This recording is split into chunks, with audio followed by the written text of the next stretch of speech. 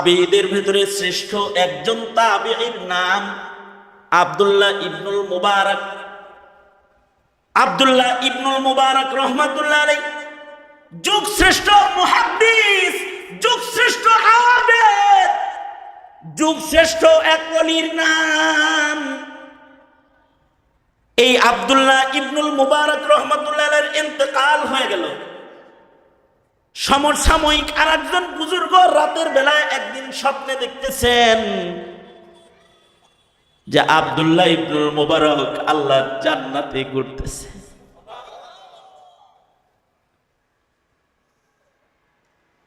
নূর হোসেন কাসেমী রহমাতুল্লাহ আলাইহি যখন ইন্তেকাল হয়ে গেছে, দিলটা তো ভেঙে গেছে, কিন্তু একদিন রাতের বেলায় খুশি হয়ে গেছি। রাতের বেলায় স্বপ্নে দেখি খোলা মাঠে বুখারী শরীফের দর্শ হইতেছে, আর আল্লামা কাসেমী বসে বসে দর্শ দিতেছে। হৃদয়টা ঠান্ডা হয়ে গেছে, পেরেশানিটা কমে গেছে। আল্লাহর পেয়ারা বরজখের জগতেও বুঝি হাদিসের দর্শে বসে রয়েছে। কোন মাইয়িত মরে গেলে নেক স্বপ্নে যদি তারা পাওয়া যায়, এটা একটা নেক হালতে তাকে যদি দেখা যায়, এটা একটা ভালো হালাত। আব্দুল্লাহ ইবনুল মুবারকের ওয়াফাত হয়ে গেছে। আব্দুল্লাহ ইবনুল মুবারকের এক বন্ধু স্বপ্নে দেখতেছেন আব্দুল্লাহ ইবনুল মুবারক আল্লাহর জান্নাতের ভিতরে বসে রয়েছে। তিনি স্বপ্ন যোগে জিজ্ঞেস করতেছেন, কত সুন্দর জান্নাত পাইছেন, যেমন ইবাদত করছেন তেমন যা যা পুরস্কার পাইছেন। কিন্তু ইবনুল মুবারক বলে কি, হ্যাঁ পাইছি আলহামদুলিল্লাহ, কিন্তু ওই যে 2 দিন আগে যে আমার বাড়ির সামনের কামার লোক মারা গেল, লোহা পিটাই তো কামার, ওই কামারের জান্নাত আমার জান্নাতের চাইতে বড়। ঘুম যখন সকাল বেলায় ভেঙে গেছে, তো আল্লাহর পেয়ারা বান্দা পেরেশান হয়ে গেছে। কামারের জান্নাত আব্দুল্লাহ ইবনুল মুবারকের জান্নাতের চাইতে বড় কেমনে হয়, কি কারণে? তথ্য আবিষ্কার করা দরকার। লোকটা আলেম না কিন্তু কামার, লোকটা আবেদে খাসো না, লোহা পিটায়, কিন্তু তার জান্নাত ইবনুল মুবারকের চাইতে বড় কেমনে হলো? ঘুম থেকে জেগে সকাল বেলায় এই কামারের বাড়িতে গেছে। কামারের বাড়িতে যেয়ে বলে, এই কামারের বিবিকে বলতেছে, ও বোন, মহিলার কাছে স্বামীর খবর সবচেয়ে বেশি থাকে। স্বামীটা কি 4 নাম্বার না 3 নাম্বার না 1 নাম্বার? বিবি বলে দিতে পারবে। অর্ধাঙ্গিনীর কাছে তথ্য খবর সবচেয়ে বেশি হয়। আমি তোমার কামার স্বামীর তথ্য লইতে আসছি। এরে বোন, তুমি কি তোমার স্বামীর এমন কোন গুণ আমার কাছে বলবে যে গুণের কারণে তোমার স্বামীকে আল্লাহ তাআলা বড় জান্নাত দিতে পারে? মহিলাটা বলে, আমার স্বামীর বিশেষ 2টা গুণ, যেই গুণ 2টার কারণে আমি বিবি হয়ে আমার মন বলে আমার স্বামী ছোট জান্নাতে না বড় জান্নাতে থাকবে। বিশেষ 2টা গুণ।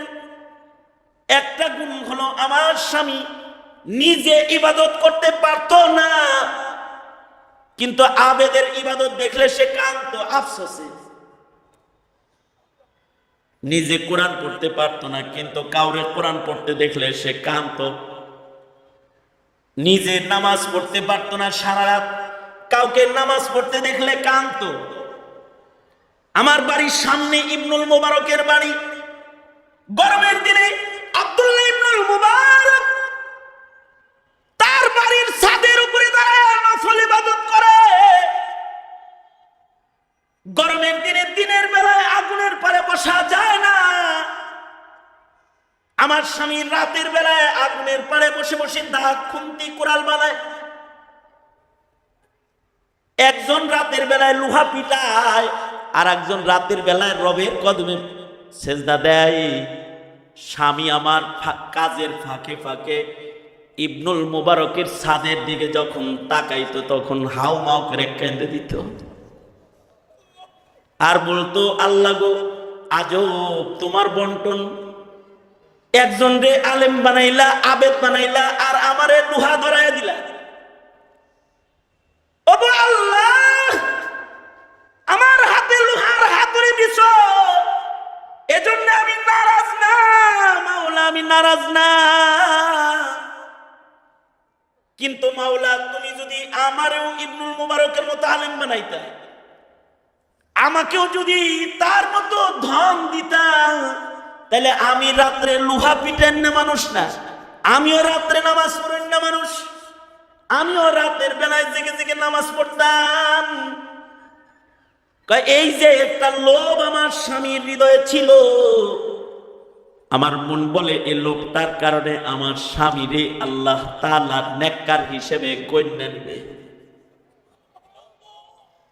আর তুমি আলেম হইতে পারো নাই, আবার আলেমরে গাল দিয়ে বসছো, দাড়ি রাখতে পারো নাই, দাড়িওয়ালারে জঙ্গি বলে গাল দিয়ে দিচ্ছ, টুপি পড়তে পারো নাই, কপাল পোড়া টুপিকে তিরস্কার করে ফেলেছো, 5 ওয়াক্ত নামাজে যাইতে পারো নাই, নামাজিকে ধাক্কা দিয়ে ফেলেছো, আল্লাহর কোরআনের খতম দেওয়ার যোগ্যতা তোমার নাই, সারা জিন্দেগিতে একটা খতম উঠাইতে পারবা না, কিন্তু একটা খাতমে কোরআন কারীকে গাল দিয়ে বসছো। তোমার তো কপাল পুইরা গেছে। গালাগালি না করে যদি তুমি তোমার চোখের পানি ফেলে কাঁদতা আর বলতা, ওগো আল্লাহ, আজব বন্টন তোমার, যে তারে হাফেজ বানাইছো, আমারে জালেম বানাইছো, আল্লাহ আমারে দিলে আমিও কোরআন মুখস্থ করতাম। এতটুকুন ইবাদতের হির্স যদি তুমি প্রকাশ করতে, তাহলে হাদিসে আছে আল্লাহ তাআলা তোমাকেও আলেম হওয়ার সওয়াব দান করত। মহিলাটা বলে, এটা আমার স্বামীর একটা গুণ, আর আমার স্বামীর আর একটা গুণ হলো, আমার স্বামী আল্লাহর নাম শুনলে আর অন্য কাজ করতে পারতো না। হাতুড়ি উঠায় যখন লোহা পিটাইতো, ওই সময় যদি আজান কানে আইতো, আমার স্বামীর হৃদয় কাঁইপা উঠত।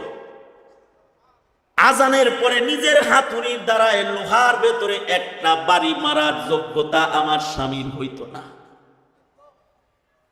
উল্টা হাতুড়িটাকে তিনি আজান শুনলে সামনে ফেলতেন না, হাতুড়িটাকে পেছনেই ফেলতেন, আর ওইখানেই উনি দাঁড়ায় যেতেন।